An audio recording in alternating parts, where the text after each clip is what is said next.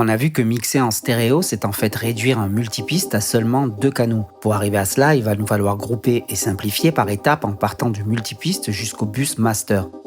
Par exemple, ici, on a nos éléments séparés du kit de batterie, issus de 6 pistes mono et distribués sur 6 tranches distinctes. On peut déjà grouper par élément, kick in et out, snare top et bottom, overhead gauche et droit. Chaque élément peut toujours être traité séparément, bien sûr, mais on a l'avantage de pouvoir appliquer des traitements par sous-groupe, en plus d'avoir moitié moins de fader à gérer.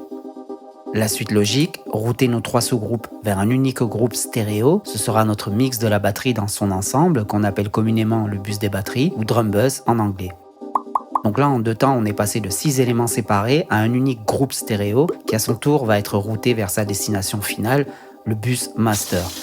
On peut donc appliquer la même démarche à tous les autres éléments du mix, voix, clavier, guitare, etc. Chaque groupe d'instruments est routé vers le master qui effectue la sommation des signaux et en bout de chaîne, tu exportes un mix stéréo.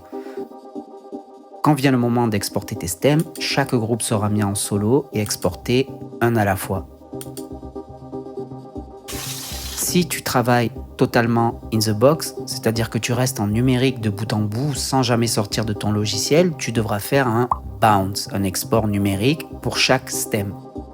Mais en toute analogique ou même avec une configuration hybride numérique analogique, les exports se font nécessairement en temps réel vu que ton signal doit sortir de ton interface audio, passer par des périphériques externes et revenir dans 2 entrées de ton interface pour pouvoir être enregistré comme sur un two-track en fait. Le revers de la médaille, c'est que selon le nombre de stems à exporter et le minutage du projet, cette tâche peut devenir extrêmement chronophage. Mais bon, avec un peu de travail sur le routing, on peut faire en sorte de pouvoir exporter le mix et les stems en parallèle et en une seule fois, ce qui représente un gain de temps non négligeable. En plus de ça, cette méthode est aussi valable pour un mix totalement in the box, ce qui t'évite d'avoir à faire plusieurs bounces.